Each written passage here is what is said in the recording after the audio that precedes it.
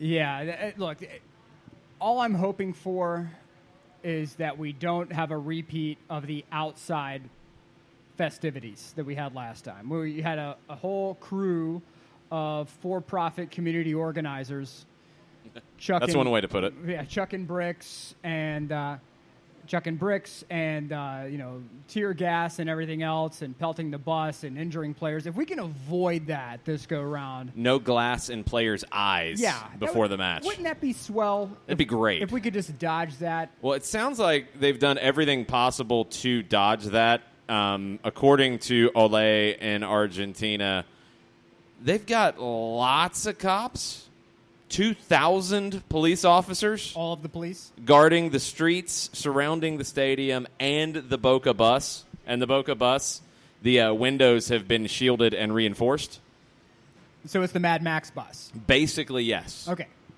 That's all you had to say was it's the Mad Max bus. Yeah, that's where we're at. Which is what I think you would have to have. I'm surprised that this didn't happen earlier. But, hindsight's 2020. Yeah, I'm a little disappointed with Teise in Argentina because they've been running a promo for this for about a week now, and it's the Copa Libertadores. It's the championship of the Americas in their mind, and they've been playing the great James Brown track Coming to America, which is awesome. And they've got a little bit of Rocky at the beginning of the promo. Yes. They've got some Wolf of Wall Street going on, but no Mad Max. Because this is Thunderdome. No, this is Thunderdome. You have to have Tina Turner. Yes. We don't need another hero. There's only one rule of Thunderdome. There are no rules. Yes. And then you have the whole stadium. All of Monumental needs to start going, 2 teams enter, 1 team leaves, 2 teams enter, 1 team leaves. And that would be, I think, perfect for the mood setting. Just me, though. It's going to be epic tonight. That kicks off at 8:30. We will be watching that up here at the Brewhouse Cafe. If you guys are out there listening and you're like, I want to go watch some Copa Libertadores. I'm intrigued by Boca and River and Thunderdome and all of that. All right, cool. Come up to the Brewhouse. Kickoff at 8:30. If you can't make it up here, it is on BN Sport, which you can access through a variety of different sources. There was some other action today. Yeah, just a little bit of action. There was a lot of action in one goal. There's a little bit of action. Look, if you are a fan of, let's say, Spurs, I'm talking to the Weavers out there, Katie Weaver, Jeff Weaver. You guys probably don't need to watch this on the DVR. Just pretend this game never happened. Meanwhile, Club Brugge. Yes. Really, really shocking today.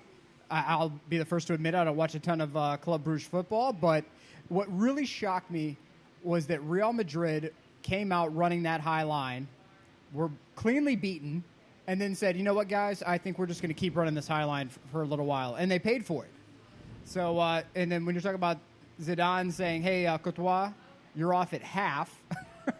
So you burned the sub at half. Have we gotten clarification? Was there an injury? I have not seen anything regarding his status. All right, we will check on that. This Real Madrid start to the Champions League is shocking. This is the first time they have started with 2 matches, no wins, ever in a Champions League campaign. Ever. Well, it's the Zidane magic is gone. I think John said that on the DMs. Way gone. Zidane magic is gone. There's nothing that's really lifting this team right now. You have so much talent that just seems to be a hodgepodge of players. There doesn't really seem to be any sort of cohesiveness to the squad. It doesn't seem like there's any sort of coherent game plan. They're just like, okay, we're going to run a high line, and that's it. And then guys, do what you do. Now, that's a great locker room speech if you are, just a unit, right? If you're Barcelona, like in the old days, like the Pep Guardiola Barca days, okay, boys, we know what we're going to do. We know how we're going to do it. Have a great time. That's not the case for the squad. So what I saw today was just disastrous from Real Madrid. You're at the Bernabeu. You have to walk out with a win because you're in 4th in the group. You are at the bottom. Okay, you guys have little paint chippers at the bottom. You're kind of scraping the mold off of the bricks on the floor.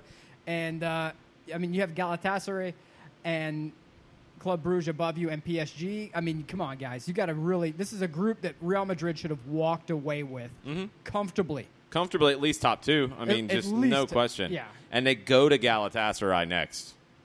Yeah. Oy. We're before we would have said, hey, Real Madrid's got this, no problem. I think now we're having to look at it and go, well, maybe we should do a little bit more research on Galatasaray because they're going to make it a match. You know the atmosphere is going to be absolutely insane. If you are Galatasaray and you're moderately healthy, you have a puncher's chance because it looks like that's Real Madrid is focusing more on league play as opposed to tournament play, and it seems to be catching up with them. It's a mess at the moment. Lucas Navarrete, the chief editor of the SB Nation Real Madrid site, Managing Madrid, says that according to a club source, it was not a technical decision. There was an injury on Thibaut Courtois. Okay. Might have been injured pride, but, I don't know. It's a problem. It's a big problem what they have going on in goal. It's a big problem with what they have going on, period, at the moment. This is a Madrid team that just appears to be completely and utterly broken. Yeah, well, I'm the first person who will, throw rotten fruit at Courtois because they disrespected our large son, Keylor Navas, yes, by removing him. And I think you're getting exactly what you deserve if you're Real Madrid at this point. But the first goal was not – I don't think that was Courtois' fault. I mean, they ran the high line. They did not adjust accordingly whenever to the speed, anyway, of Club Brugge, and they left him one-on-one. What do you want to – I mean, if a keeper's one-on-one, it's a 50-50 shot if you're the keeper to stop it. Yep. Barely. Yep. And unless you are Gigi Buffon in his prime, more than likely you're going to miss out on that opportunity. So I don't think this was all on him. And there will be people who will point to Thibaut Courtois and say, he played horribly. What was he doing? It was a disastrous save attempt. But at some point, you have to look at Sergio Ramos, the kingpin of that back line, and say, where were you, pal? Because this was an opportunity for you to get involved in that play, and you weren't there. So it has to go back to Zidane, the original game plan, and it has to go to that Real Madrid back line because there's too much talent on that roster to allow that kind of breakaway to happen. Yeah, it's shocking. According to our friends at Opta, Real Madrid have conceded 2+ goals in 3 consecutive home games in all European competitions for the first time in their club's history. Like they're setting wild records for futility at this point. Yeah. Well, how much longer? There've been how much longer are they going to hang around with? There's a certain guy who's been there before, who's on TV in the UK right now. That is correct. Talking a lot. Mm-hmm. He has turned down other jobs, reportedly. Correct. He is interested, I think. I think he would be interested. I think he would be very interested. And he's known as a bit of a fixer. Yeah. Special, you might say. He might be special. Could be. He might be regular now. I don't know. Could still be special. According to the awesome commercial that he was in recently. That was amazing. He is still quite special. Yes. Well, we'll see if he's special if he gets the call because Jose Mourinho's just sitting, waiting in the wings, hanging out. I don't think they go back to him, though. Who else, though? I think Allegri. Really? I think they call Allegri because if you look at what Real Madrid needs right now, it's organization. And Massimo Allegri he's a guy that if you have, and David Amayal has said this from the rafters for so long, and it's 100% correct, which is why I want to give him the credit, is if you take Allegri with a great roster, they will maintain greatness. If you stick them with a good roster, they will maintain the same level. Real Madrid is a great team that is bereft of any sort of tactical ability at the moment. And so you might as well get somebody in there who has the capability of putting together a plan to make this team successful and stabilize the operation. I don't think there's anyone better right now than Allegri. And now you could say Jose Mourinho, sweet time, Premier League champion. But I just think his name's a little radioactive right now. Oh, it is. And you don't want to be, if you're Real Madrid, you don't want to be a side that does nothing but bunkers, right? And bunkers and counters and grinds out a win. That's not Real Madrid. Yeah, it's really interesting when it comes to Real Madrid. I've been reading a great book from Jonathan Wilson about Barcelona, and Madrid ties into it because a lot of it is about the Guardiola-Mourinho era and how Mourinho was kind of the fallen angel from Barcelona who had come up through the Barcelona school with Robson and then stayed with Van Gaal and then went into a completely different direction and style of play. And when he went to Madrid, a lot of his anger that was there and fueling him was because he felt like he had been spurned by Barcelona for Pep, because those were the two guys. Mm-hmm. They go with Pep because they feel like Pep is less of a problem, not going to be as antagonistic, not going to have all the off-the-field drama. They felt like Mourinho was for Mourinho and Guardiola was for the club. Right. So Mourinho goes to Madrid, and at first there were a lot of issues with the things you say about defensive style, about the off-the-field stuff. Madrid was seen as the club for gentlemen, and Mourinho does not act like a gentleman all the time when it comes to winning games. No. It's all about winning. Right. And to the point that he was able to seize control and push Jorge Valdano out the door. Mm-hmm. Valdano wasn't allowed to be around the club. Now you're in a different situation than even you were then. I think it's an even more desperate situation because then it was, we've got to beat Barcelona. Somehow this is going to be Vince McMahon spinning around with NWO on the back of the chair, like, I'm going to inject a poison and all that type of nonsense. Good callback. Yeah, that was Florentino Perez at that point. Now it's just, you've got a club that's broken. You've got a club that I think will take a win however they can get a win. And if they feel like Mourinho's the guy who can get them there, I don't think they care at this point. There could be better options, don't get me wrong. Agreed. But I don't think they care how they get wins. They just need wins. Well, but with Mourinho, if you go back and you watch his career, it's one of the few times that I can remember a manager, like, you watched the selling of the soul. You watched it step by step, where it was, okay, we're playing pretty, we're playing attractive. Now we're gonna get gritty. We're gonna have some steel in our spine. And now, wait, no. Now it's like baseball bats with nails put through it. Now I'm going to stick my finger in Tito Villanova's eye. Exactly. And when you go full heel, when you go like complete, like, if you are familiar with wrestling, you have guys who are good guys who will become bad guys, and that's called a heel turn.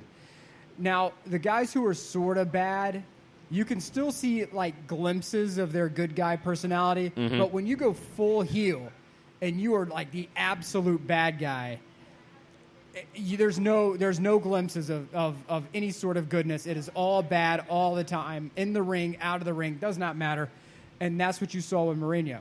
And it blew my mind to watch this. The guy who had this level of success previously and then just said, no, we're going to burn all the bridges to the ground. Everything's getting burnt to the ground. Mm-hmm. To me, that was absolutely nuts to watch happen. And it will always be one of the most crazy things. To watch him go and have that Manchester United squad and go, nope, we're going to grind this thing into the ground. To go to Chelsea, we're going to grind this thing into the ground. And it's like, at what point can he redeem his reputation?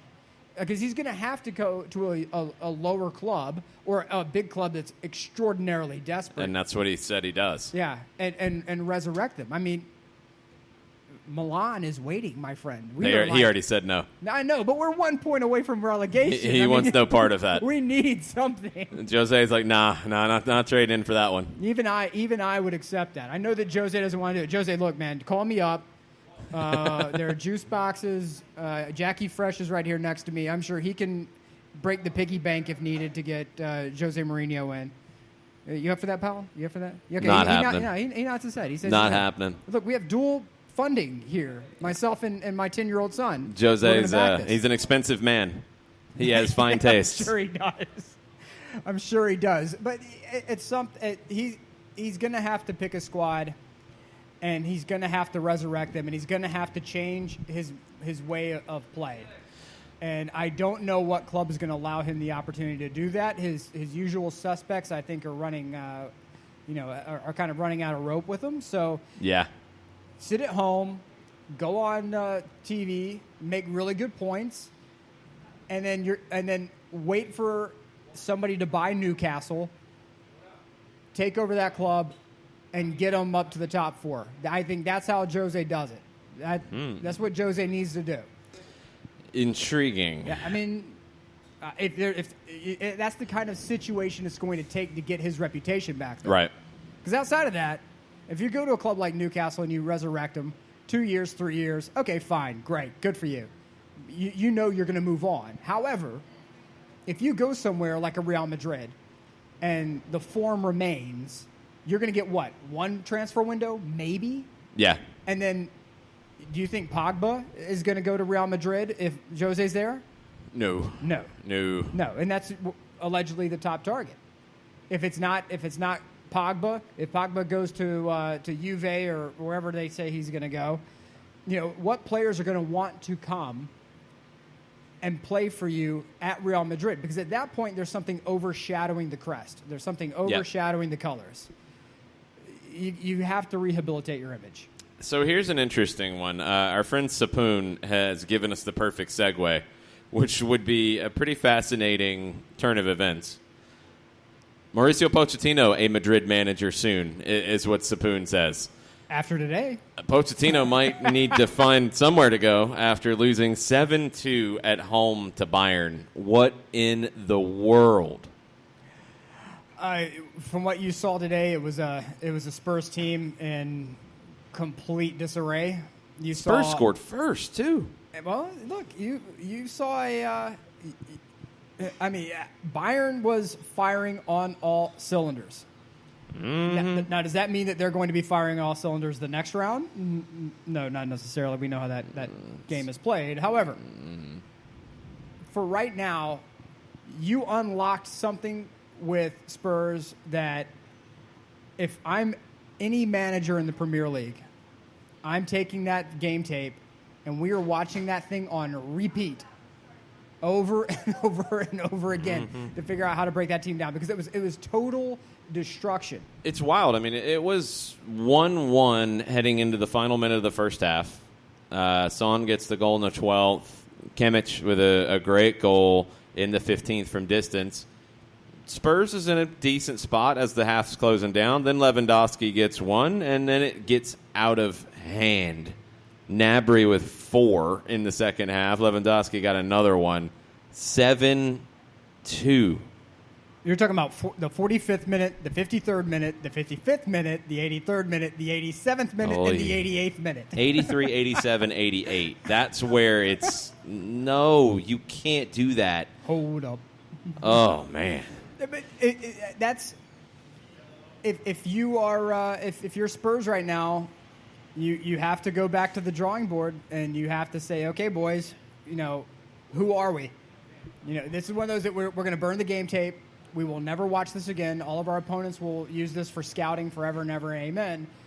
But if you're Mauricio Pochettino, you have to be thinking to yourself, maybe it's time to get out of here. Maybe it's time to push the button. I mean, here's my question, because there's been all these hints even before the final last year, when it should have been, yay, celebrate, Spurs going to the final, everything's great, hunky-dory, all the things. It felt like there was an undercurrent of stuff, and you couldn't quite put your finger on it. Pochettino didn't seem exactly happy.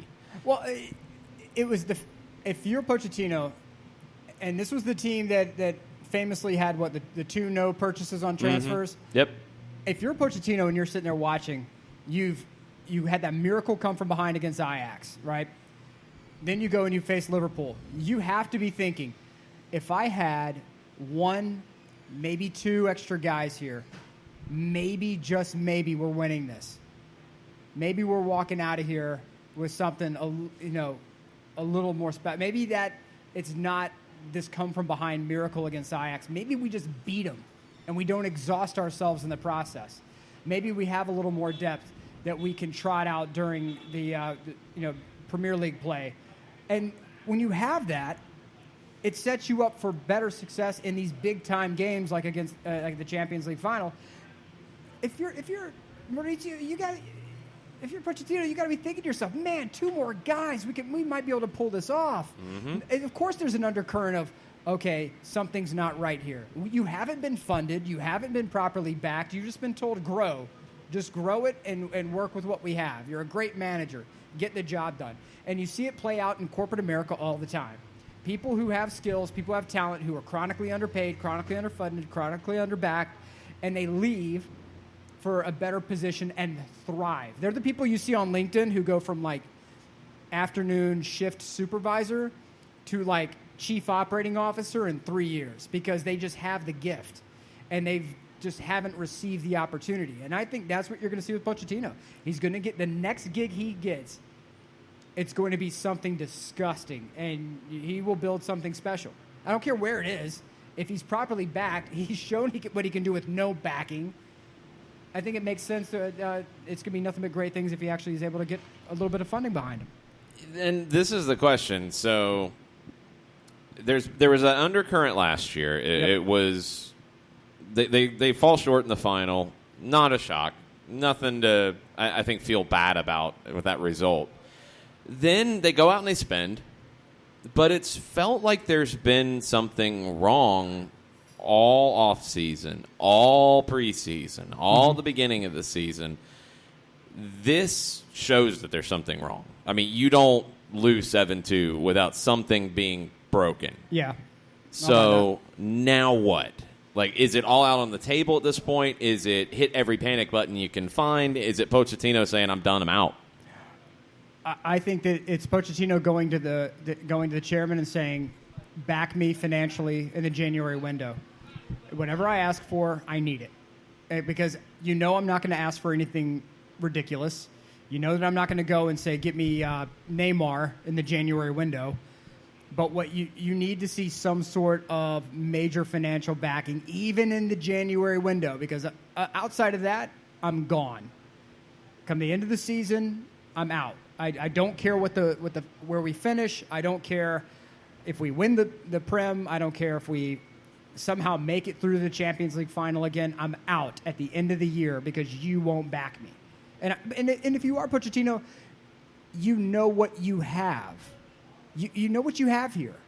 There's been limitations on funding from the jump. Like, why are you continuing to fight this battle uphill? If you keep it going like this, you're ice skating uphill.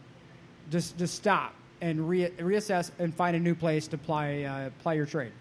It's the biggest ever margin of defeat by an English team at home in any European competition ever. I mean, where do you go from here if you're Tottenham? Back to the Prem and worry about the next game. That's it. That's all you could do. You burn the game tape. How easy can you do that, though? Oh, no, it's going to be extraordinarily difficult. I mean, it's going to be very difficult, and you have to, just figure something out. You can't just. I mean, you're going against Brighton on Saturday. Right? Okay, that's a feel good one for you. Yeah, so that's one where your pregame speech goes something like this, guys. No breaks. If you can score 10, score 10. We're not gentlemen today. We are savages today, and we will score every which way but lose. I don't care how we do it. Do it. If you got to go bring a steel chair out from row C and knock the ref over the head and put one in the back of the net, go for it. And sorry, Brighton, but death comes for us all. Whew. It's sad days for Spurs fans after what happened last spring to be at this point. That's a big fall. I'm fascinated by this idea of all offseason it was Pochettino wants to leave. He doesn't want to leave. He's happy. He's unhappy. He wants more money. He's okay. He spent money. Blah, blah, blah, blah, blah. Nothing's ever resolved. And you've had that specter of first it was Manchester United hanging over the club that, they're going to come get Pochettino. Well, they didn't. Then it was Real Madrid kind of loosely mentioned. Then that fell apart when they go get Zidane. Right. But now you wonder, well, maybe there might be something to that part. It feels very unsettled. And I don't think a win on Saturday, I don't think a bounce back in Champions League next time around, I don't think anything fixes it until There's a clear definition of why he's unhappy, why the mood is what it is in Tottenham, and something to resolve it, something to fix it. Just look around. You're in a brand spanking new arena, right? State of the art, everything. But you have a team that has been horrifically underfunded for 2 years. And when you are a top-tier player, I've been told that I'm coming through a little quiet on the broadcast end, so let me move the mic around there. But we have been, if you're a top-tier player, you want to be surrounded by other top-tier players. You don't want to be the guy who has to drag a team through a tournament. You don't want that. So if you are a top-tier player at Spurs, why stay? If you are a top-tier manager at Spurs, why stay? I shouldn't have to sit there. Nobody wants to be Rafa Benitez, where you go and you take a Newcastle, they get relegated, you bring them right back, and then you make them competitive. Yep. And they're still underfunded. And you're not going to be backed. Nobody wants to be that guy, so why do it? If you want to be Steve Bruce, go be Steve Bruce. Take every garbage job you can find to get that next paycheck. Does anybody want to be Steve Bruce? No, trust me, buddy. You don't want to be Steve You don't Bruce. want to be Steve You don't want to Bruce. be Steve Bruce, buddy. Because he's a bum. But if you want to be Big Sam, you want to be Steve Bruce, go be those guys. But you're making a mockery of yourself in the process. So if you are Pochettino, you have a certain amount of time where your marketability is at its peak. Now is that time. I think most team presidents would understand the situation you were put in at Spurs, and I think they would be more than happy to help you get out of that situation and not repeat the same issues that you had. So here's a quote from the post-match press conference. Alistair Gold, who writes for Football.London, has the tweet with this. Pochettino said, "It's going to be a tough season. I told you that months ago. After the Champions League final, it was a chapter closed, and the club need to start a new chapter. This defeat is not going to change my opinion. You need to show your quality like a man." So, okay, they need to start a new chapter. The new chapter started with a couple additions and also a couple sales. Yep. Dembele goes, Trippier goes. I don't know if you truly replaced them. You bring in Lo Celso, good signing, like it. But I don't know if you started that new chapter yet.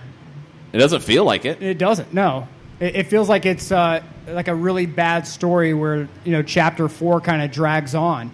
Mm-hmm. And that's what it's feeling. That's what it feels like. It just feels like the loss from in the Champions League final has just kind of stuck around, and that bad stench has just stuck around. And I mean, I'm with Darren Bent. Darren Bent on Sky Sports said that he believes something is, quote, seriously wrong at the club after the poor start to the season and this loss.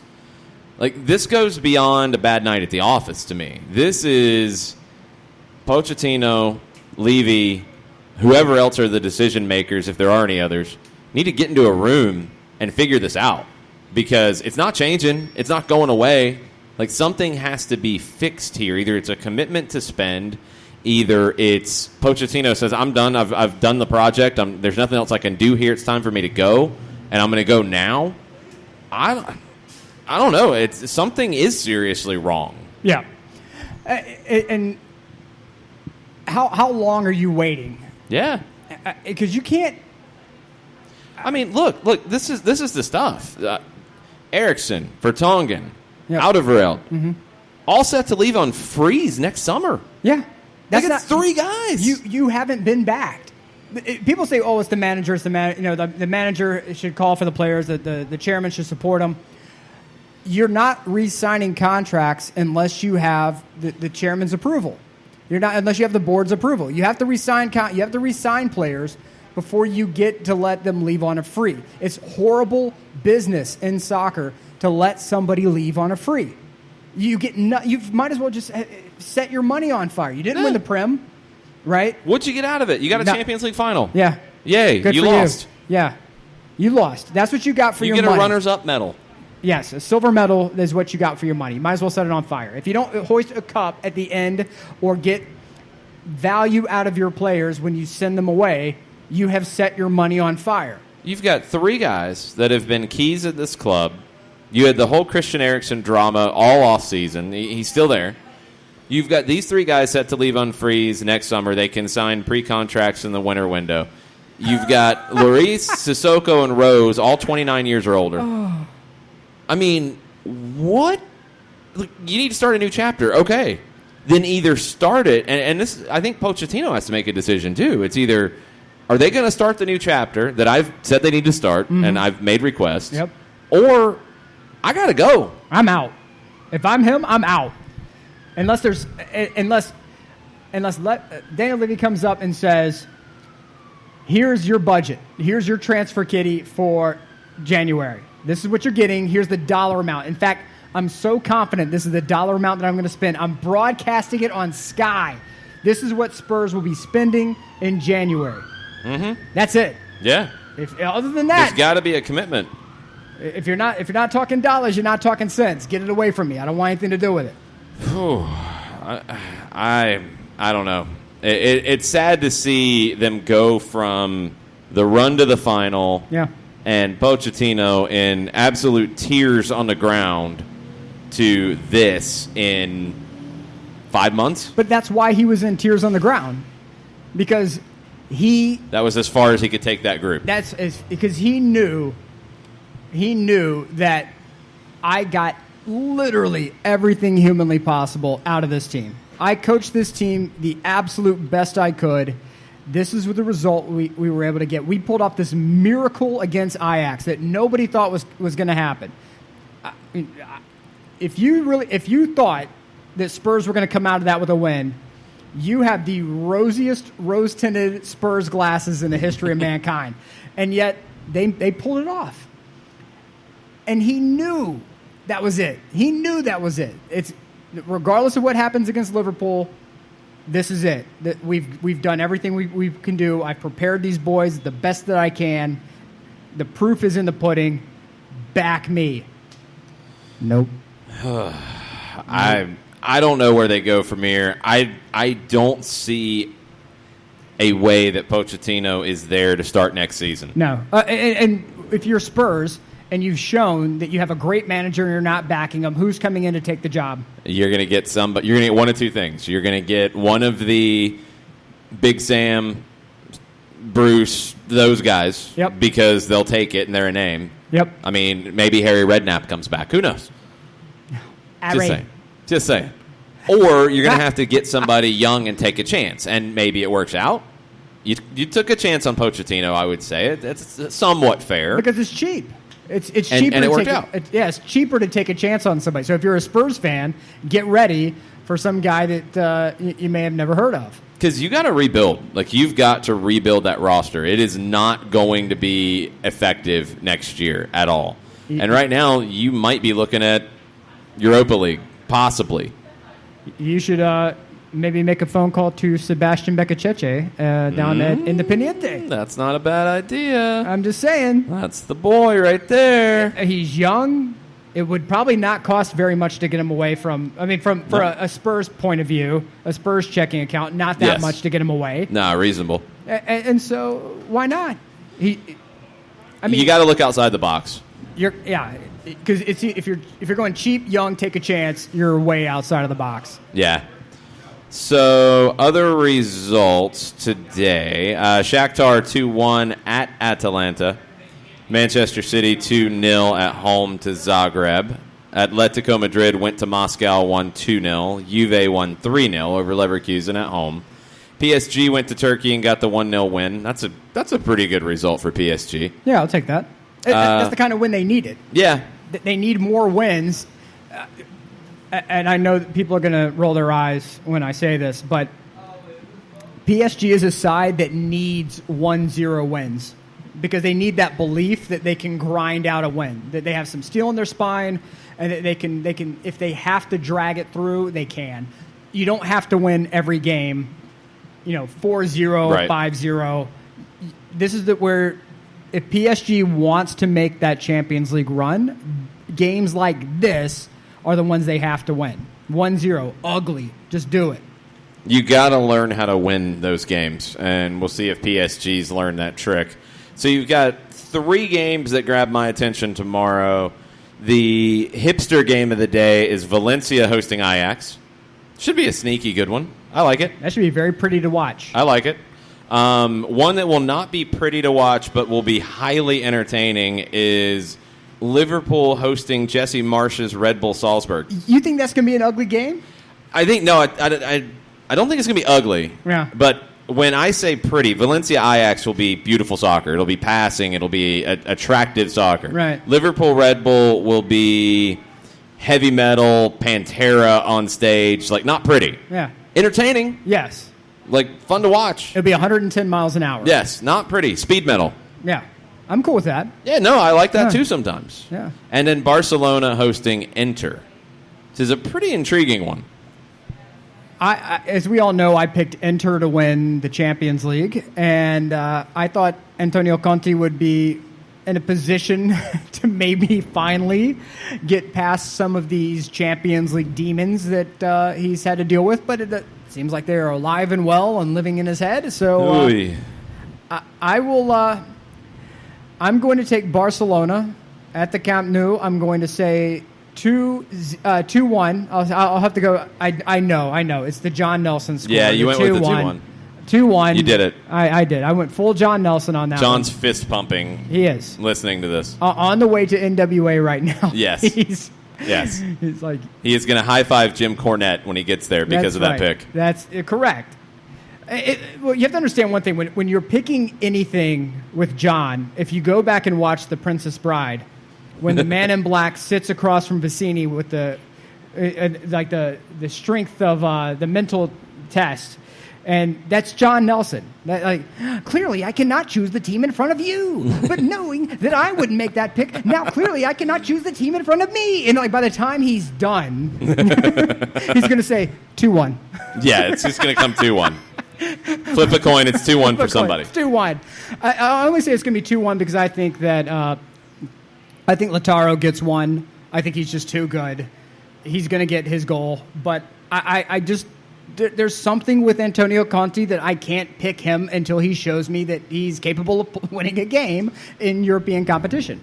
That's a tough place to go get one, too. It is. It's not going to be easy. Yeah, very difficult. I will probably be focused on that Liverpool-Red Bull game, so I want to see how Marsch and Salzburg does at Liverpool. I mean, you've got 2 teams that do shades of the same thing.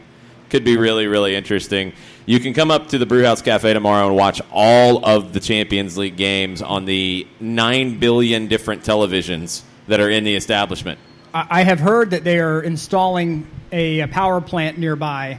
I did hear that. Just because of the power drain that the 9 billion televisions are causing in the local area. Yeah, it's a lot of TVs, so you can watch any of those games, any of the other games as well, because there's a number of matches tomorrow all at the same time, all at the 3 o'clock. Only a couple of the early games. Nothing really grabs my attention tomorrow there. We've got to recap the weekend around the leagues, the domestic leagues. What jumped out to you from the weekend? Anything specific? I would say what jumped out to me more than anything is the continued fall of Milan. They got drilled 3-1 by Fiorentina. So Fiorentina had been bad. Yeah, they have been historically bad. And there was a lot of conversation around Montella and his inability to get a win. They got a lot of draws, but they kept coughing up wins. And I have never in my life witnessed a Milan squad that's this bad. And I want to say I read it was like 1934, I think, is their previous worst start outside of this. Yeah, something like that. Yeah, and so they're currently 1 point outside of the relegation zone. There's 20 teams in the domestic league, and they are sitting in 16th with 6 points. And Genoa, who's also terrible, sitting there with 5. And there's rumors that Gennaro Gattuso could be taking over the Genoa squad. Oh. So sometimes it may be good. Sometimes it may be good. But there have also been rumors that Shevchenko was going to come in and take over Milan. I'm struggling to find words here because they have done nothing since they dropped Ancelotti, they dropped Ancelotti. They bring in Allegri. They had success, but it wasn't enough. So you got rid of Allegri, and then it was this parade of prior AC Milan legends who've come in to take over the squad, each worse than the next. So I don't know really what these guys are going to... You can't bring in another Milan legend to coach this team. No. You can't. Call Allegri and say, my man, I know there's a reputation that you're only good as the team that you're with. Tell us when to stop writing zeros. Because you have to get it. I think Claudio Ranieri would be perfect. I don't know if he's willing to do it because he had his dream job of managing Roma. Right. And he was bringing his grandkids up there and, to Trigoria and all. It was beautiful, wonderful pictures. But I think that's what you have to do. You have to bring in a Ranieri. You have to call Allegri and find out, what his asking price is. Because if you're Milan, man, you're sitting below Verona, Sassuolo, Udinese. You're Bologna, not supposed to be in Fiorentina. that neighborhood. No, you're not. You were supposed to be up near the Inter, Juve, Napoli, and Romas of the world. And Atalanta's sitting there at 3. We talked about this whenever we did our Champions League predictions, where if Atalanta starts looking like they're going to struggle, watch them to tank and get out. Yep. And I think that's what we're watching now. Yeah, you lost at home to Shakhtar. Yeah. I think that's the get out. Yeah, and it's time. So the next couple of games for them, you put in the bum roster. Mm-hmm. You keep your guys for league play and just try to get back into Champions League again next year. I mean, you're sitting third. You take the money and build. You don't want Europa League. No, you don't want any part of that. Get out. So to me, that's what really stuck out. Inter is just a machine in Serie A right now. Yep. 6 straight. Yeah. Only giving up 2 goals all season. Yeah. So when you're looking at that, Juventus, they're moving along. They seem to start finding their footing under Sarri. Mm-hmm. De Ligt is finding his way. It feels like it's starting to click. Right, which is something to also watch when it comes to Champions League play as well. Yeah. Roma's they're doing well. They're yet again I have to say this because we keep covering it every week, and I've been told it's the best to cover it from a journalistic standpoint. There are 2 teams in Serie A that I'm happy with right now, and it's Roma and Fiorentina. Mm-hmm. Roma came out and said, if you drop racist remarks in our stadium, we're booting you for life. Done. Good. Amen. That's what we've been looking for. Yes. Well done. Fiorentina echoed that. Fiorentina said, we're against it. We'll find you. We'll boot you out. It's a wrap. Yep. Milan says, we should stand up against racism. Hashtag. Nope, not good enough. Sorry. It's a small step. Yeah, and then Lazio, the chairman for Lazio, and you tweeted this earlier, and it's amazing. And somebody who responded to you, I wish I could remember the name, said, it's like mental gymnastics trying to figure out where these guys' heads are at. Yeah. The chairman of Lazio said that, it's not really racist because we used to call these names to, guys with normal white skin as well.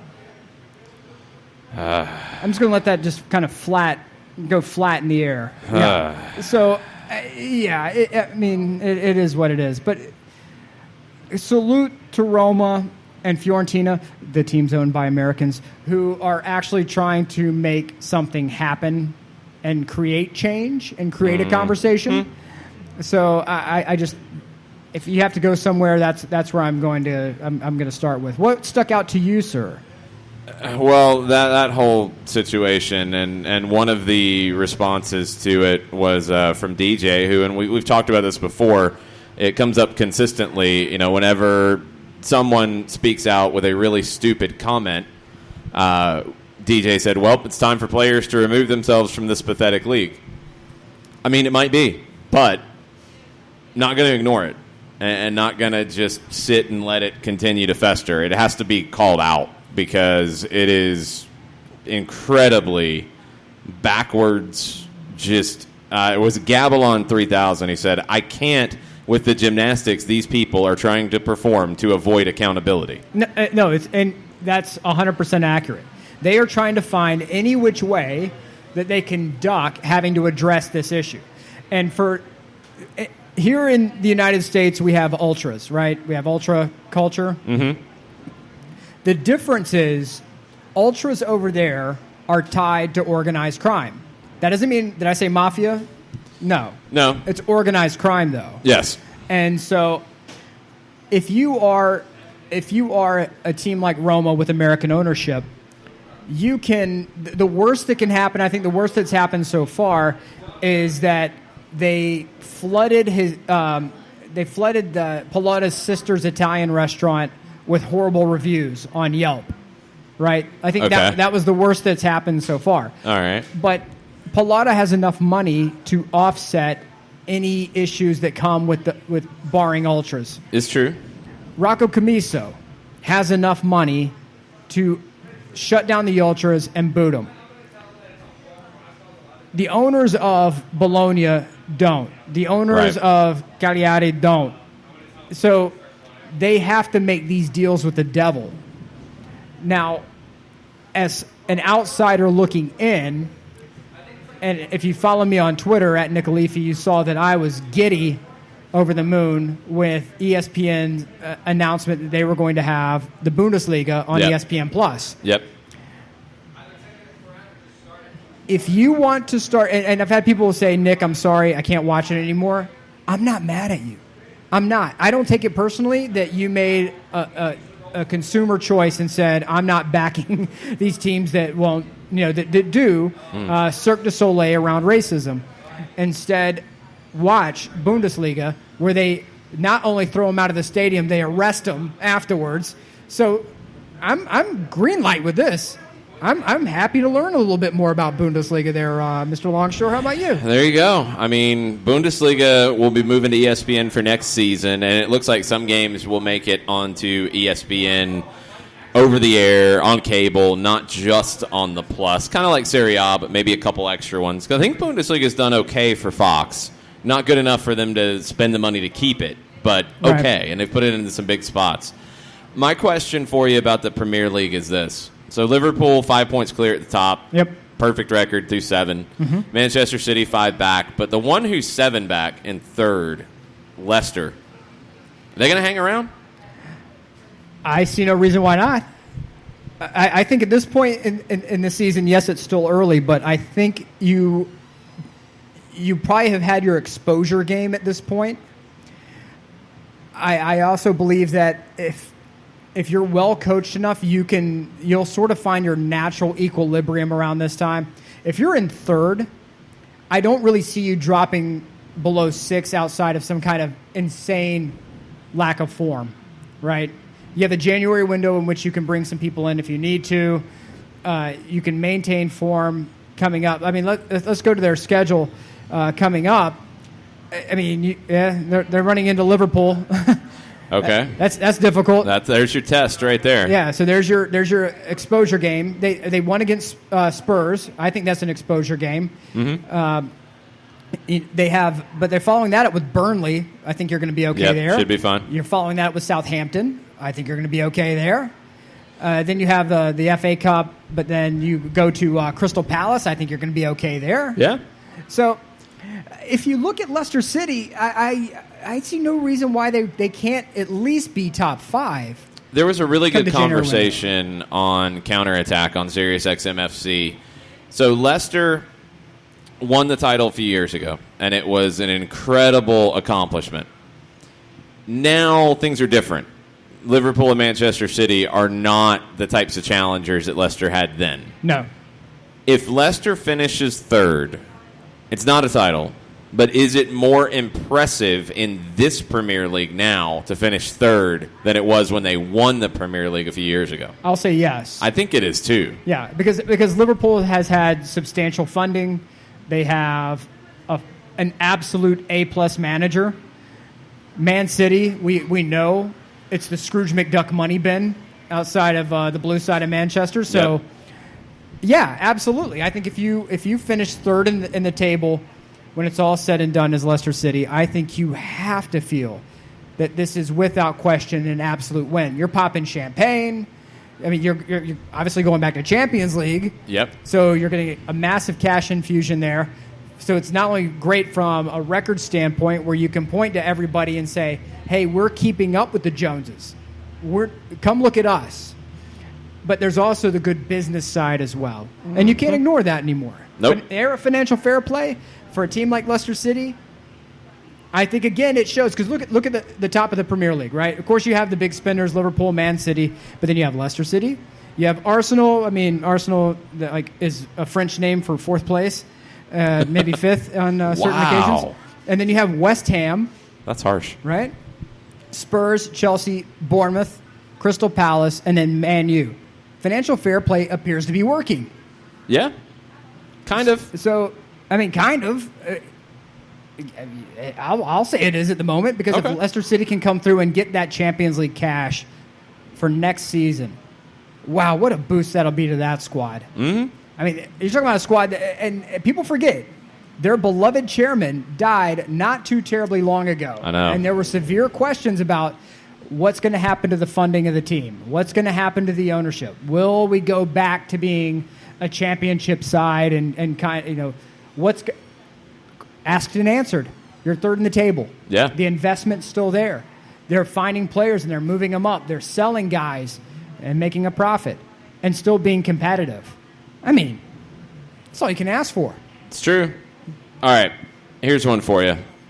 We don't have John to sing the song, but it's Tuesdays with Reddit. From The Guardian 4 hours ago. Massimiliano Allegri learning English as he targets the Manchester United job. That would be a good hire for him. I think that'd be a good hire for him. Yeah. He has knowledge of Pogba. He knows how that's a relationship that he can come in and he can immediately say, okay, you know what I'm about. We've had a good relationship. Here's what we're going to do. If you are a Man United fan, I think you would feel okay with this. They're saying he's working on his English as he has identified Manchester United as the club that he wants to go to should they move on from Ole Gunnar Solskjaer. If you are a Man United fan, are you ready to move on from Ole? Because is it the team or is it the manager? It's tough. I think there's bigger issues at play than just Solskjaer, but I feel like there is a little more talent there than the record is showing, which is also part of the issue here. It's a really tricky problem because Manchester United has to get back to what Manchester United is. And you would think that somebody like Solskjaer, who's a former player, would understand that. Nothing's really dramatically changed, and I don't know if it will. So if it doesn't, if you don't get back to that culture, then you're back to the Zinedine Zidane coming back into Real Madrid because you want somebody good with good players. You're not worried about culture. You're not worried about identity, just talent. Allegri would be talent. Well, look, we also have to take into account that perhaps, just perhaps, the culture is gone. It's not coming back. Yeah. Sometimes you meet someone in your life who you think is the one, and you're stupid, you're an idiot, and you let her go, right? Him or her. You let the person walk. Mm-hmm. You see that same person 3 years later, and the person who they're with, no, not a good look, right? Sometimes you can't go back. Sometimes the culture is gone. Sometimes the one, in air quotations, is there for a little bit and moves along. It's part of life. And just like we watch relationships come and go in our life and we have to move on, I think as sports fans, and look, my team, 7 Champions Leagues. Yes. We are 1 point above relegation right now. Also true. The culture is gone. It's not coming back. And we're doing the same thing that Man United is doing. What former Milan player can bring the culture back? Right. No. Stop with it. Just let it go. Find something new and learn about yourself. Remember that? I think everybody's had it, that single time in their life where they're like, maybe I just need to focus on myself for a bit. I choose me. Right? Yes. I choose me. I'm in a relationship with myself. Like, that's what Milan and Man United need to do. They just need to take a little break, be mid-table for a while, learn about themselves in a deep and personal way, and then say, okay, we've had enough time, we stocked enough cash, let's blow this thing up, and let's make a run. Outside of that, you're making bad business decision after bad business decision. If you're Ole Gunnar Solskjaer right now, I think you have this Man United squad doing about exactly what this Man United squad is going to do. So, yeah. Is a new manager going to change that? Or are there too many deficiencies with this squad for anybody to come in? It's so hard to tell right now. I think there are deficiencies in the squad. I think it's not strong enough. I think you need a better core to work with for sure. I also wonder about Solskjaer and can he get the most out of this group? Could Allegri get more out of the group? Yeah, I think so. But how much more? What's the ceiling with the group? What if Allegri comes in? It's kind of like the conversation we had when Bruce Arena went to New England, right? Mm-hmm. You're not going to take that job if you're Bruce Arena unless you're going to get spending, unless you're going to get money to work with, and you're going to get a Gustavo Bo to come in and score 9 goals in 12 games. Mm-hmm. Allegri's not taking that job unless he's going to get say and he's going to get control and he's going to get those things. Otherwise, he's going to say, well, I just learned English and I'm going to go somewhere else. Maybe Spurs. And that could be it as well. Like that's you've got options, but I don't see Allegri. I don't see somebody of his quality taking the job without assurances. Correct. No, correct. And again, it goes to Jose Mourinho, as a divisive of a figure as he is not a terrible manager. No. He has been known to get blood from a turnip a couple of times. It's happened. I mean, keep in mind, no matter what, he is the guy who got Porto to the Champions League final, right? Yep. I mean, he's the guy who hoisted a trophy at Porto. If you can hoist a trophy with them, yeah, you're a good manager. Different time, but yeah. It's a different time, sure. Yeah. But, it's not like there was no money being thrown around the world at that period of time. Sure. Mourinho got nothing out of this Man United squad. No. I think the whole thing about Barcelona choosing somebody else, him going to Real Madrid, losing his mind at Madrid, basically, it seemed like a complete and utter, like, not quite going crazy, but getting pretty close, like paranoia, all kinds of things happening with Mourinho at Madrid. I think he was having the hotel that they stayed in, like, swept for bugs and not bed bugs, other bugs. Right. Like, craziness. Worried about the mole being in the squad and all kinds of stuff coming up. I think that broke him. I think when he went to Manchester, he'd wanted the job when Sir Alex left. He didn't get it then. He was damaged goods when he got it. It all fell apart. He seemed like he had no enjoyment being there. Well, that's what happens when you sell your soul for, He gave up everything he was in order to become this antagonistic... Anti-Guardiola. Yeah, the anti-Guardiola. He gave it all up. And it's hard to go back. Yeah. And I don't think... And look, when you manage for a team that's owned by Roman Abramovich, you have to understand. I get where he gets the idea of like, there's bugs in the room and, people are watching me. They might have been. Because if you're Roman Abramovich, you have the money to get stuff like that done. Mm-hmm. And if you have a massive investment, you want to see that investment do well. And if you were watching a manager unravel before your eyes, why? Why is this guy unraveling? What's going on here? If you're Abramovich, if you're Florentino Perez, if you're... I don't know if Manchester United was doing that because I think they're damaged themselves. It's a mess. I think you're going to have to see some dramatic changes in Manchester on the red side of town, or it's not. It doesn't matter who's in charge. It's we're less than 90 minutes away from Copa Libertadores. Boca and River, it appears, have both gotten into the building. Okay, they're in the building. I think the buses have arrived. So then nothing's broken. Do we have helicopter video live on Taise? Right? I have seen video of buses moving. I have not seen them pull into the building just yet, but it appears that they are there. There's also reports coming out that Carlos Tevez could be in line to start for Boca in a bit of a surprise. I thought he was going to be a bench guy tonight. Yeah, there's talk. No lineups are out yet, but there's talk that he could be in for a start, which would be a pretty big shock. If you're Boca right now, and you're walking into Monumental, right? Mm-hmm. I have no problem starting Carlos Tevez because I need a guy who's an absolute savage who is ready to do what it takes to win. Yep. He's going to do that. Yeah, no, he's going to be that guy.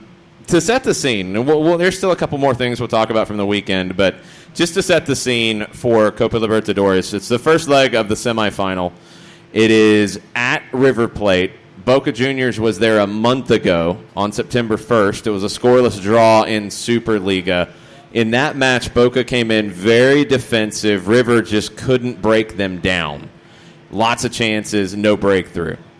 When you look at the history of these two teams in this tournament, Boca's won 6 of them. The only club that's won more Libertadores titles is Independiente. The last time Boca won one, though, was 2007. That's getting a little bit back in the day. River has won 2 Libertadores titles in the last 4 years, and they're trying to defend their title. The idea behind how this game's going to play out, it's 2 legs. It's the traditional aggregate format. Away goals do matter. The only thing in the second leg, if it's all equal, if away goals are equal, you go straight to penalties. There's no extra time in the second leg. VAR is in effect, and VAR in South America is a whole nother kettle of fish. That could be very, very interesting. Yeah. Oy. Going to VAR at El Monumental. Yeah. That's going to work out well. These two teams so far in league play, Boca's undefeated. They're at the top of the table. They've only given up 1 goal. Their goalkeeper, Esteban Andrada, has been outstanding. Now, there's also some reports on Twitter, and I don't know how much to take out of these because this is the stuff that happens in a Libertadores semifinal. There's reports that Andrada came up a little lame in in a warm-up, and he's hobbling a little bit, and maybe he doesn't start. Is that real? Is it fake? Who knows at this point? That's where you're at with these games. This is not Champions League. This is Champions League in the Wild Wild West with rumor, innuendo, subterfuge, propaganda, everything you can imagine. They broke out the quad box on Teisei 6 hours before kickoff. Look, if you have not purchased your Fanatics app yet, your access to Fanatics, I really question what you're doing with your life because they really did. They had the quad cam going. They had the countdown, days, hours, minutes, seconds. Unbelievable. All the way down. It's it's must-see TV. And when they have the talking heads, like if you watch Sky, it's very dignified, right? Yeah, you might occasionally get Thierry Henry surprised and put his hand on Jamie Carragher's thigh. That's about as wild as it gets. Yeah, that's it. You have these guys on Teisei that are ready to dive across tables at each other. I saw a guy fall out of his chair earlier. Yeah. He's like banging. So the one show, they've all got a ball in front of them. And the oldest gentleman on the show has a ball that looks like it's straight out of 1934. Leather. He gets upset and he starts slamming it on the table and he falls out of the chair. And they're worried that he might have broken a hip. He's thrown the ball at people before on the show. It's insanity. And that was a week ago. Yeah, that's not game day. No, that's the week before. No, today he got up out of the chair and goes over. There wasn't a studio audience, but there's probably 4 interns standing off to the side watching this thing unfold. He goes over, instead of yelling at the columnists and pundits in front of him, he goes over to the interns and starts trying to make his case to them. And they're looking at what? When the De Rossi stuff was breaking, you had guys losing their shirts. It was that guy. It was him? It was that guy. Yeah. Yes. The one who said De Rossi was out of shape and said that he was in better shape. Right. So, you had the shirt come off during that segment. You had another guy who got booted from the show. He said, I'll leave the show if De Rossi actually arrives. They brought him back. He was voted back onto the show. But they had the whole montage, right? Like the whole like Oscars, like in memoriam to montage. the end, to the end by the doors. Unbelievable stuff. It's absolutely amazing television. But that's what you get with this. Every game between Boca and River it's the Super Bowl down there. So look, what's going to happen in this game? What was it? 10 yellow cards the last time they played each other? Sounds about right. Yeah, in September they had 10 yellow cards in that game. I think everything's going to come down to if Boca scores first, what happens? On the road, if they get the goal on the road. And let's go very broad right now. So you are in charge of Boca Juniors. You're going on the road to face your hated rivals. You get the second leg in your house. You haven't been able to beat this team in Libertadores play in their building since 1991. You've watched them lift the Libertadores twice since you won it. Mm-hmm. You are a manager in Gustavo Alfaro, who this is the biggest job you've ever had. Right. You haven't been at a big club like Boca. He went in the league match very defensive and looked to play on the counter. It was a 4-5-1, and it was a very deep 4-5-1.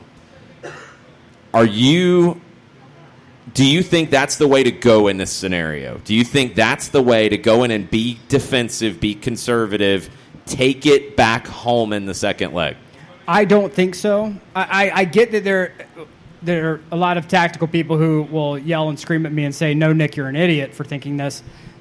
But I personally believe that if you come out and you bunker like crazy, that they are a team that could get one. That River Plate is a team that could get one. Yep. And, with their attacking talent? Yeah, absolutely. Yeah, and they will press and they will cause a turnover. I think that I just feel that Boca has to score early. If they don't score early and they start saying, okay, we're going to bunker this thing out, it's going to be a bad day for them. And then you could see River get one or two out of it. Now, we look at the table and we say, okay, Boca should theoretically walk out. Strong defensive team. Yeah. They have, De Rossi is there, obviously, but they're a team that should be able to walk out a winner. In this situation, though, if you say Boca should just walk out, you are completely invalidating the atmosphere that will be happening at El Monumental. That's true. And the ghosts that are currently chasing that Boca Junior squad after last year's final. If that plays a role. It counts for something. And if you are River, you're going to probably want to absorb pressure early because they're going to want to get out, get that goal, and then bunker. But I think in that early transition phase, if you can catch one, you can be gone. You put the goal up, and now you're in a position to start dictating terms. But I feel that River can get out of this and be A-okay if they catch Boca early. Whoever scores the goal first in this is going to be the one who, and I know that sounds like the lamest analysis in the world, but when you have so much emotion on the line, you have to have that game-breaking moment for either side. Right. And if you're Boca, I just know you don't bunker. Don't come out bunkering. I don't know if they can do that, though. It seems like their mentality is to be very defensive and to play that way. I don't know if they can get out of it. There's discussion about if De Rossi will get the start. A lot of pundits are thinking it's going to be Marcone and Capaldo as your two starters in the holding midfield. They're expected to be in a 4-5-1. Last time it was Ramon Avila, also known as Juanchope Avila, as the lone striker in front of five. If Tevez comes in, I don't think he plays as a lone striker. I don't know if he's got the legs for that at this point. I think they'd go to a 4-4-2 and try to match River. River is comfortable in the 4-4-2. It's pretty much a diamond, but not quite as narrow. I think Boca might try to be going to match that. The player for me to watch, a lot of people talk about Eduardo Salvio from Benfica. I've really enjoyed watching Alexis McAllister. who you hear that name, you're like, Alexis McAllister playing at Boca Juniors, and he's Argentinian, and he's starting to get called into the Argentine squad. He is on loan from Brighton, and he is Argentine. And he's an outstanding young player, a special, special talent. He's a guy who can break things down on his own. And when you look for that moment of magic, if you're Boca Juniors tonight, at El Monumental, in a place with ghosts, in a place where the River fans did not get their match with Boca last year in the final. Correct. It was sent to Madrid. They've been waiting on this for a little while. It's going to be a raucous atmosphere. McAllister's the kind of guy who can make something happen on his own and become a legend in this. These two teams, I mean, historically, we're talking about as even as it can get. They've played, this tonight will be the 250th time they've played in official competition. Nuts. The wins, 79 draws. River, 82 wins. Boca, 89. In 249 times out. In Libertadores, this is the 27th time they'll face off. Boca's won 10 times, River's won 8. There's been 8 draws. As even as it gets. You do have a lot of players that, especially on the Boca side, you got to worry about for yellow card accumulation and being suspended in the second leg. Avila, Capaldo, and that might be why De Rossi gets a start, and Marcelo Weingart, all 1 yellow away from being suspended in the second leg. Nicolas de la Cruz is the only River player 1 yellow away from being suspended in the second leg. And the River pundits, de la Cruz is the one that there are the most questions about. He's played really well in league play. They've been a team that's been pretty high scoring in league play, and de la Cruz has been a big part of it. But can he do it at this level? League play is one thing. Right. To raise your game for a Libertadores, to be a guy who's flown under the radar and have to show up big in this moment, sometimes the moment's too big for that kind of player. It is, and that's why when I spoke earlier about the goal that has to be scored by either side early, that's why. Because the emotions will be peaking, and you're going to have to find some way to settle yourself down.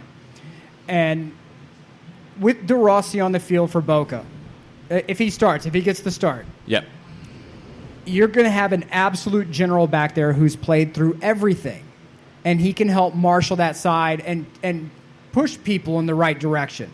Because when you are overcome with those emotions, everything goes sideways. Your training goes sideways. You start reverting to what your gut feels, and that's not necessarily what the system calls for. Your gut goes in one direction, system calls for another situation, a gap opens, and now you're one-on-one with the keeper.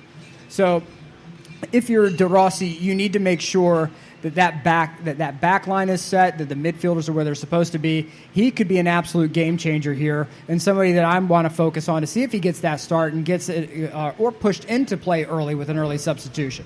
Because if River comes out and scores, I think it changes the entire dynamic of what Boca's going to be. Because at that point, Boca's still going to have last year on their mind. They're going to say, oh, here we go again. It's like if the Falcons were in the Super Bowl again, they got another 28-3 scoreline. Everyone in Atlanta, everyone around town would be like, here we go again. We've seen it before. Or if you're just seeing the Patriots on the other side, just flat out that. Yeah. Then, okay, we've seen this before.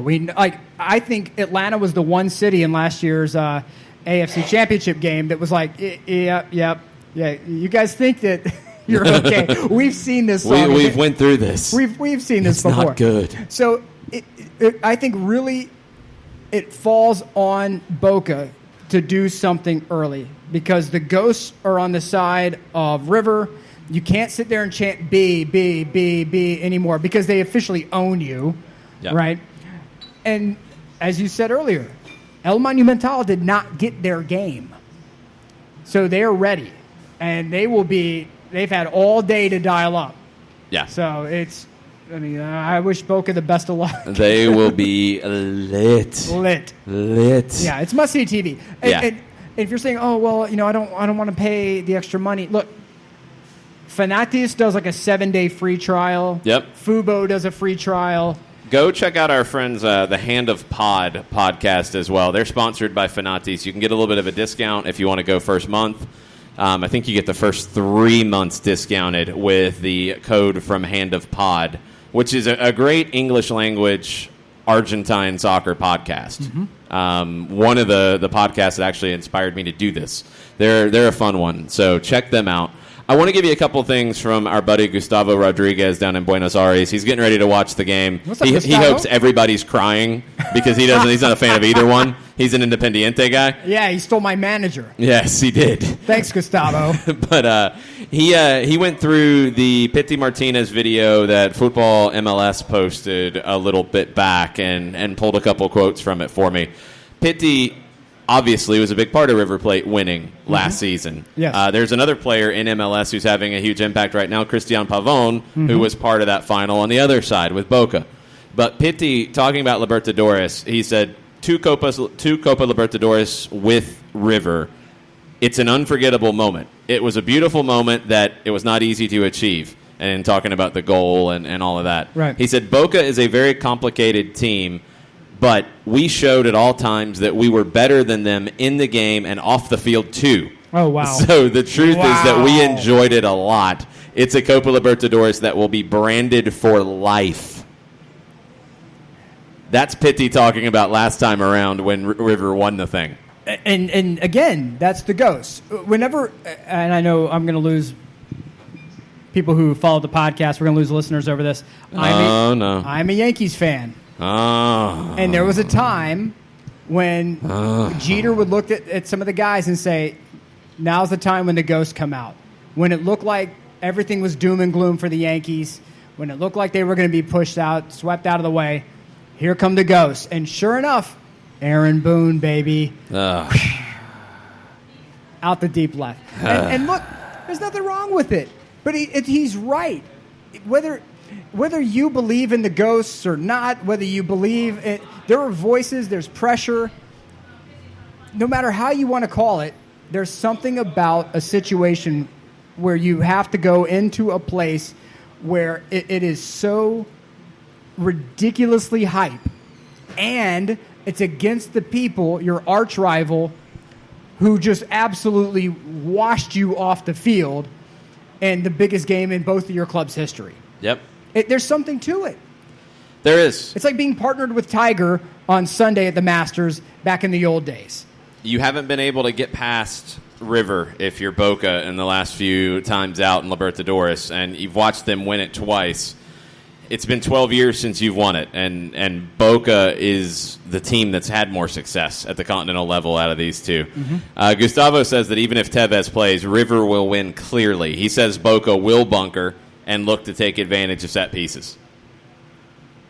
Okay, I'll buy that. That's good analysis. I mean, that's what I think they're going to do. I'm with you. I don't think that's what they should do. Right. I think that's what Boca will do. Yes. I think a lot of it is the fact that you've got a manager who just hasn't been in this situation before. Yesterday, this was reported in Ole in Argentina. Yesterday, the players go. They call it concentración. It's like they go away in a day or 2 days before a big game. They go stay at a hotel. Yep. They get away from everybody, away from the families, away from all of it. It's all about getting ready for the game. So they had some training. They did some video analysis. Players met with the club psychologist yesterday afternoon. Like, that was a big part of what Alfaro wanted them to do. Amen. That's where you're at right now. If you're Boca, you're going to talk to the club psychologist before a game like this. Okay, so when Atlanta United went out against Columbus in their first playoff run, right? Lost on penalties. Yep. I will still never forgive the stadium operator for playing Western music before each kick. What? Did you didn't hear No, that? I couldn't hear it. Oh, no. For all of our guys that would walk out, they played Western music over the PA system. Okay. And it infuriated me greatly. So please don't do that again if we get in that situation. No, don't do that. Yeah. If someone had said, hey, look, we're going to sit everybody down, we're going to send you a sports psychologist, I would be over the moon, giddy. Because you have to get that out of your head.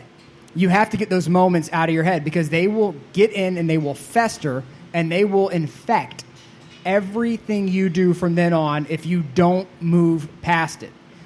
At 28-3, I would have called, if I were Arthur Blank, I'd be like, I need every sports psychologist in the Western Hemisphere flown in, first class, private jet, let's go, to get it out of your head. And in this situation, if you're Boca Juniors, amen. Good for you. I hope it works. I really do hope it works, because you need that clean moment. Because if Boca walks out of here with a major win, I think it exercises a lot of those demons. It's wild, the stuff that it's coming out of Argentina right now, and Teise as they get ready for this big match. You've got Tevez's brother saying that River Plate is scared of him. They're terrified of him. You've got, Teise just all over this, all kinds of chaos happening. You've got rumors about Tevez in the lineup. You've got rumors about Boca's goalkeeper being injured. It's last time around in the final, people said that it was too big. It was too big of a game. The country couldn't handle it. The teams couldn't handle it, and I'm pleasantly surprised that Boca fans have not fallen apart emotionally about losing it last time around. Right. It seems like, and we saw it when De Rossi came into the club, you've got a lot of belief in that club right now, and you're in a great run of form in league play. You're looking like you're going to get another league title, which is always a great thing. But they're in that Manchester City-Liverpool scenario that we talk about so often. It seems like this pops up so many times. It does. Where you have a team that has the league form, Boca with all the money, they have a great roster, they can win the league because they're deeper than everybody. Right. But then they get into these games in Libertadores where it's not just about depth, it's about class on the day, and they keep coming up short against the crosstown rival. Absolutely. And I mean, Juve was the same way. Juve could do anything they wanted in league play. And then you go up against some of these bigger teams, it's like, why can we not close this out? Right? At some point, the game becomes larger. And you're 100% correct. The last year's Copa Libertadores final, it had its own, it was like a gravity well. It altered space-time because there was so much riding on this game. It was so immense. And now with this situation, if with the Boca fans, maybe they feel like that. Maybe they feel like if we just walk out of here with a win, and we do it convincingly, we've exorcised the demons. Now we go win Copa Libertadores. Now we have, yes, our argument at that point is, yes, River, you did beat us in the game of the end-all games, but you know what? We took the title from you. You had your opportunity to retain your title, and we snatched it from you. Ha, ha, ha. So there is that talking point there. And I don't know if Boca gets that.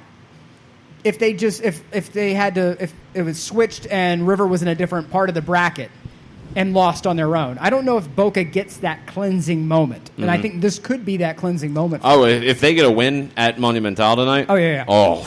And that's why you want to start Tevez. Yeah. Because he is that monster. We do have lineups, and he is not starting. Oh, wow. Tevez is not in the lineup. It looks like a 4-5-1. Okay. It looks like it will be a team that sits deep. No De Rossi starting either. It's Marcone and Capaldo as your two central midfielders. Wow. It's a line of four behind them.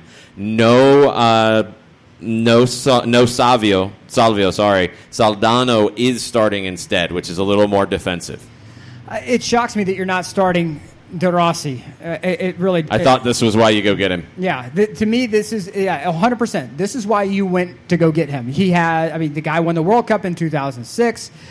He was on that Roma squad that upset Barcelona. He has seen everything there is to see from a club perspective. Big matches, derbies, everything.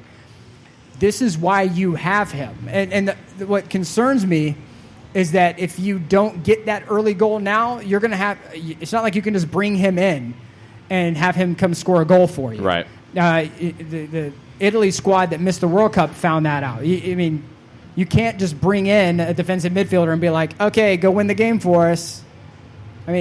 Tactically, that's exceedingly bold in my mind from Boca. Nicolas de la Cruz is in the lineup for River, and there was an injury concern with him, so it looks like he's going to go. It looks like they will be in the 4-4-2 a player that I think can be dangerous for them who's not starting, Lucas Prato. He was a big part of their run to the title last time around. He does not get the start coming back from injury. It is Borre and Suarez up top for River, and Borre has been playing very, very well for River. The Boca side, I think we see it now. It is going to be sit. It is going to be hold. It is going to be play for set pieces. That's a long time to try to hold River Plate off in front of a frenzied atmosphere. Yeah. Good luck. Yeah. With that lineup,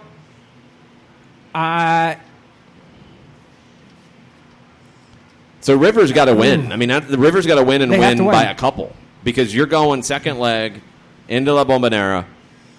You've got to win, I think, by 2 goals. Do we have now that we have rosters? Am I able to amend my picks for this evening? Yes. 2-0 River.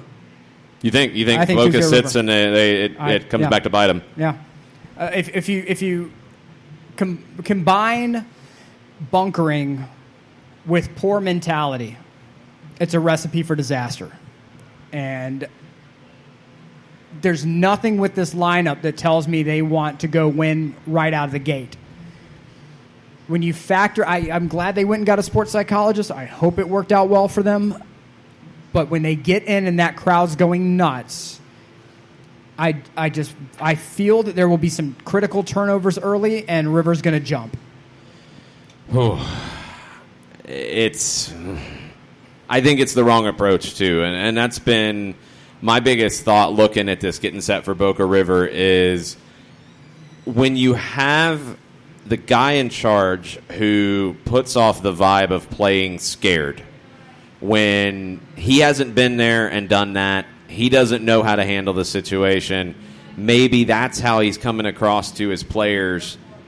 You're risking a lot here. Mm-hmm. Now, you feel like, okay, you get the second leg. You can take care of business there. Even if you lose 1-0 here, you're okay. But that's a lot of risk in my mind. And you know, you don't know. We're not there in training. You don't see this group. I wonder if they could have went 4-4-2 and matched and played Tevez. I wonder if De Rossi is just not fit. It's just not there for him. I don't know. But you've got, after this match, you got 3 weeks until they play again in the second leg. You're going to have league matches along the way.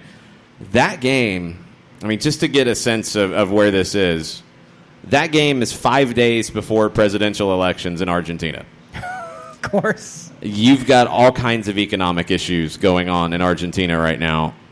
It could be a really bizarre and scary atmosphere going into that second leg. Right.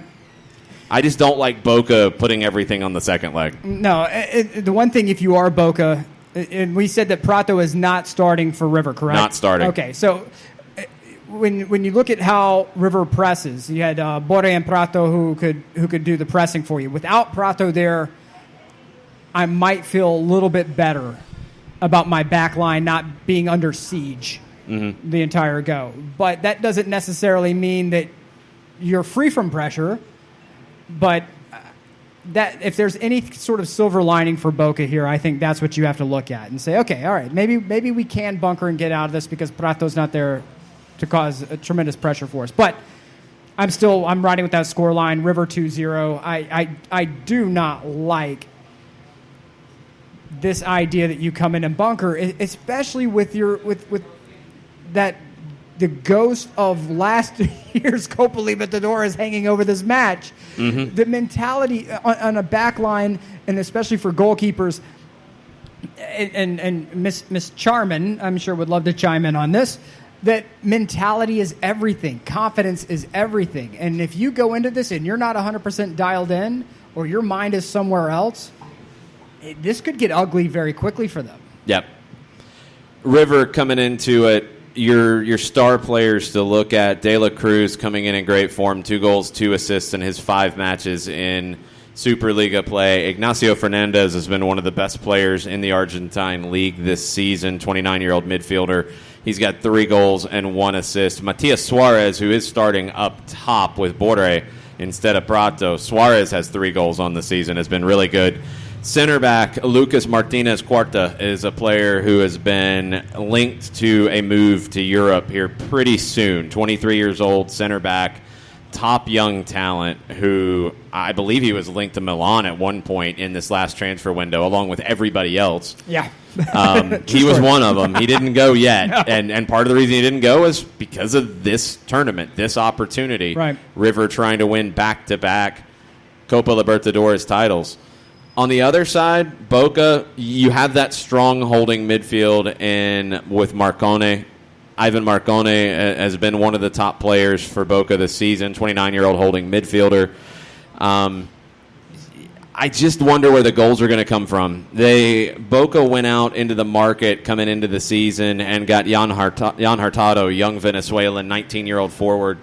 Explosive talent. It's looked like the Boca shirt's too big for him right now. Yep. He just feels like he can't handle that pressure. Didn't look great in the league match between these two teams. McAllister has been okay this season, but not as good as we've seen him in the past. Tevez at 35 has 2 goals for the team this season. I mean, you're going to see him tonight. The question is when. Exactly. How early. Right. And that's the tough thing about not starting him. You're basically saying he can't give me 45 minutes. And you broadcast that. Yeah. I mean, You're not going to turn to him at halftime. No. You're going to turn to him in the second half at some point to give you something different up top. Around the 65th minute, you're going to say, okay, all right, come on in. My concern here, if you're Boca Juniors, is what that left side of that defense, how they're going to be handling Borre and Fernandez, and with that combination play that they're going to put together. If you are able to stifle that, you might walk out of here with a draw. Because clearly you're not coming here to score goals, but all they have to do, Borre and Fernandez, all they have to do is get one bit of daylight, and it's a wrap. Well, you mentioned the left side for Boca, and that's a really good call because Emmanuel Mas is the left back who's getting the start, 30-year-old Argentine. Only 2 matches in league play this season. He's been all right, but only 2. He's your left back who's going to have to deal with this. He's going to have to get help from the midfield in front of him, and how Boca does that will be interesting because we saw Atlanta and Montreal on Sunday. And you noticed how Atlanta's wingback sat very deep. So it turned into a line of 5 quite often. Okay, Boca's in a 4-5-1. It's not going to play exactly the same way, but the deeper you sit, you concede space, and you allow the other team to move higher up the field. And when you're talking about talent like Borre, like Suarez, like De La Cruz, like Ezequiel Palacios, who's one of the top young talents at River who could go to Europe for $40, $50 million, he's in that kind of realm. It's the Barças, it's the Real Madrids who are talking to him. Mm-hmm. You've got a ton of talent that you're inviting to come into your own final third and hang out. Right. You don't say Beetlejuice 3 times. No. You don't do this. No. And Boca's doing it with this approach. It's if you bunker, it's because you know exactly what you're going to do and when you're going to do it. Because when you invite that pressure into your side of the field, not only is it, okay, we know who's coming at us, we know how they're going to come at us, but better yet, we know how to get rid of that pressure. We know how to cycle the ball out of the back to ensure that that ball doesn't maintain its residency in our 18. The problem is River knows how to press. And they are going to be organized, and they are going to know. Every River player is going to know who to press. And Gallardo will have them tactically planned out. They're going to know exactly what to do. You can't get around that. You can't have the ball in your space for that long without having a few scary moments. And if you're a bunker team, it just takes one scary moment to turn into something that you now have to dig your way out of. Yep. And if that happens, we've watched it time and again with bunker and counter teams. You put up a goal on them, they don't know what to do. Our entire game plan's off. Now we have to start using subs, not for injury, not because of exhaustion, but to try to make something happen. And now you are not in charge of your substitutions anymore. Now Gallardo is in charge of your substitutions. Yeah. And he's essentially game planned you into into exhausting your subs early, and now you don't have an opportunity, should you work your way to a draw, to bring in a De Rossi, because you had to bring in Tevez a little earlier than you wanted to. Now Tevez is tired, getting toward the 90th minute. Now you going to sub for a sub? Right. You just put yourself into so many bad situations if you can't bunker correctly. There's an art to bunkering. Let the Italian guy teach you. There's an art to bunkering. So I really hope Boca knows what they're doing with this, because good luck to you. Well, you mentioned Gallardo, Marcelo Gallardo, legend at River Plate, legend in Argentine soccer. He has won these Libertadores titles with River. He's not the new guy. Alfaro's the new guy for Boca, who is in over his head a little bit, it feels. This could be Gallardo's swan song in some ways, because what's left for him at River to do outside of winning a league title? Not much. He's got 2 Libertadores in the bank. So there's talk about him maybe looking at moving on. Would it be to Spain? Would it be to France, where he played? Would it be elsewhere in Europe? Would it be Mexico, where there could be a lot of money for him if he chose to go to a big club in Mexico, like a Monterrey, who doesn't have a manager at the moment? Way to go, Monterrey.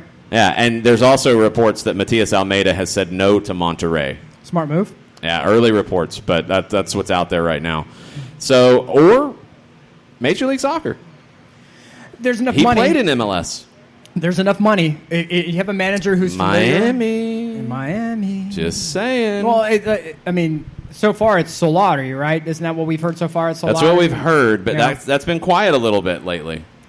That popped up there, and then haven't heard much else. I think after Atlanta's success with Tata Martino, teams realize that if you open the checkbook, you can get a quality manager.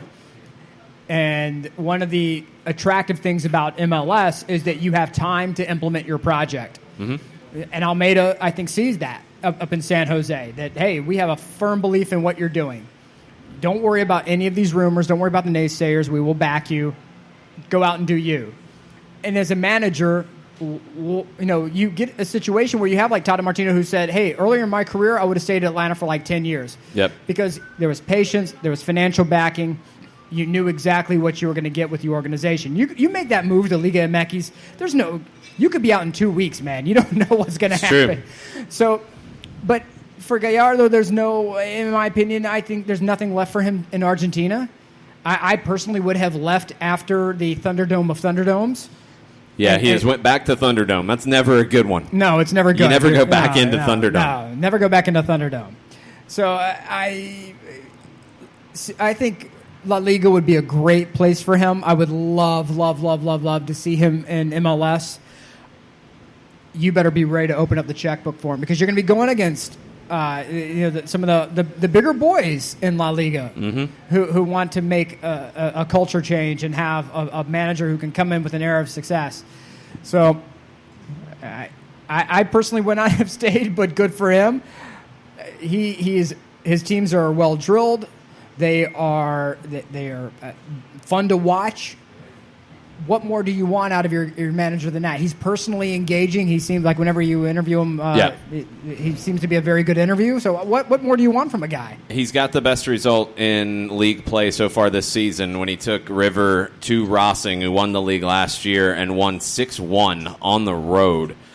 River's got the firepower. They can get this win at home, and I think it's critical for them in the first leg to win by 2. I think if they win by less than 2, Boca's going to find a way through in the second leg at La Bombonera. Yeah, that's home cooking. Home cooking at its best at La Bombonera. Yeah, that's where I'm feeling with it. Before we wrap up, there was a long thread this morning on SDH about dual nationals in the U.S. national team. Yeah. And Mexico hiring Hugo Perez, who had been a previous U.S. youth national team coach, who was let go during the Jurgen Klinsmann era, not brought back. Not a fan of that one at all. And then Perez goes to Mexico as a scout and is already talking about some of the young talent that is a dual national that could play for either one. Yep. And saying, these guys deserve an opportunity. Uh-huh. And I'm going to give them a call, and I'm going to talk to them, and I'm going to recruit these guys. And, yes, there's a very good chance they play for Mexico. I think you had some thoughts, because you didn't get to chime in this morning. No, I didn't. like all of us, I have a 9 to 5, and Yes. that prevents me from being able to chime in as much as I would like to on soccer down here. You were chiming in on the direct messages. I was chiming on the direct messages. To me, there is nothing attractive about this U.S. men's national team. There's nothing here with me specifically, and I get heat and I get stick for it because, you're not patriotic. You're not, of course, you should play for America.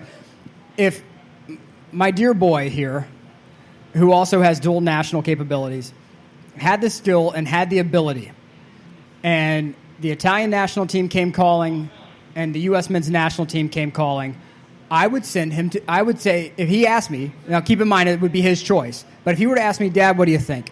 I would tell him to go to Italy. And the reason is, if you go and you try your best in Italy, Spain, France, Germany, you know you are surrounded by an organization who just wants to put the best team on the field. And the quality will be representative of that. With the U.S. men's national team, we hear time and time again about this organization missing out on player X, player Y, player Z, because, they weren't recruited. We didn't think that they projected well into our lineup. It's excuse after excuse after excuse. So if you go into the pyramid and you work your way up and then somehow you get washed out, there's no guarantee that you went against the best.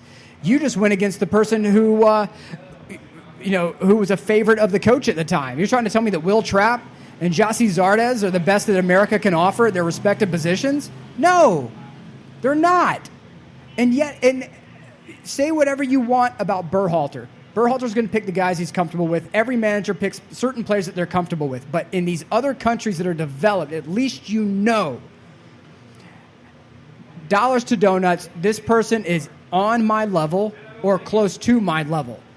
In the U.S., we're losing people to Mexico because they're not scouted, because U.S. soccer does not go into these areas, these underserved neighborhoods, and find these kids. And the prime example is when my son played in Chambly youth soccer, there was a team that came through, mainly Latino team, and they were doing stuff at U8 that you didn't see kids at U12 doing.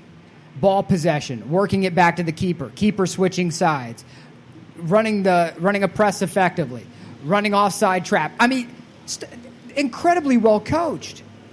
And I have not seen one of these kids at the academy level. And we play all the local academies around here. And we're very happy with the academy he's with. But I've not seen one of those kids come through because they can't afford to make that jump. And as long as we have that, we're going to miss a huge part of the pyramid because they're not being scouted. And then, two, when they get up to a certain level, the politics and the money are such that we're leaving people out to pasture and leaving opportunities for them to go somewhere else. So don't talk to me about patriotism and how you have to play for the U.S. men's national team because it's where you grew up. You're as faithful as your opportunities when it comes to a soccer, when it comes to your international rostering. So good luck. You're talking about kids who have grown up in the U.S. but have strong ties to Mexico. Right. They feel both. And the whole thing about, like, playing, you have to feel like you should play for the U.S. Stop that nonsense. These are kids who feel like they are both Mexican and American, and you're going to have to make a case for them to pick to play for the U.S. Right. Because Mexico has been more successful. Mm-hmm. Mexico has been more consistent. Mexico did not miss the last World Cup. Nope. Mexico plays a style that they identify with more. Correct. And Mexico has scouts and youth national team coaches and camps that are going out and talking to them personally, not sending an email occasionally right. or not showing your face. Or a scout who says that Messi is not a tactically intelligent player. Yeah, things like that. Or saying that they went and talked to somebody when they didn't talk to somebody. Yeah. And not going to happen. And those players are going to leave, and that's a huge issue. The youth side of it in general, there's so many parts of it. I mean, like the story you gave, I've heard that a million times. I've seen it firsthand, and there's not always the same answer to it across the board. Like sometimes it's cost, sometimes it's recruitment, sometimes it's comfort and wanting to stay with the friends and play on a team with their friends. All of that factors in, so there's not like one blanket fix. It's very, very complicated, but I feel like U.S. soccer and U.S. soccer as an organization and soccer in the U.S. as a big blanket thing is not doing enough to recruit Latino talent, both from a coaching perspective, from a refereeing perspective, and from a playing perspective. It's not happening enough. If I can go, if I'm LSU, UGA, Alabama, and I can go and I can find some kid in Biolabattery, like in the middle of God's country swampland, and find some 5-star recruit to come play at my school,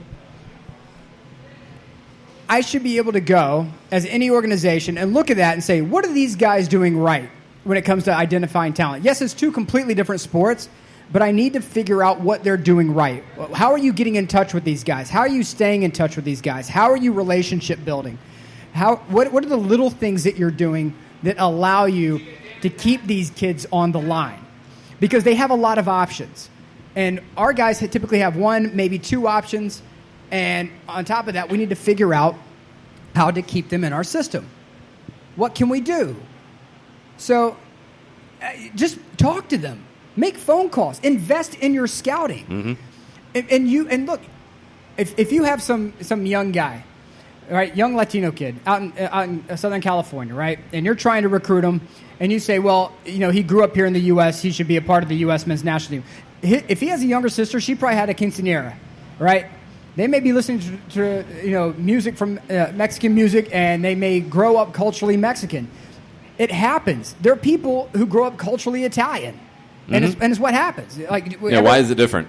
It's exactly. Grow up culturally Irish. Grow up culturally Polish. Yeah. Grow up culturally whatever country you want to pull. Yeah, and the thing is that you feel that when somebody from that country calls you up and says, "Hey, we've identified you," and they start calling and emailing. And, hey, I want to send a scout to come watch you play this week. You got that tournament, right? We're going to come watch you play.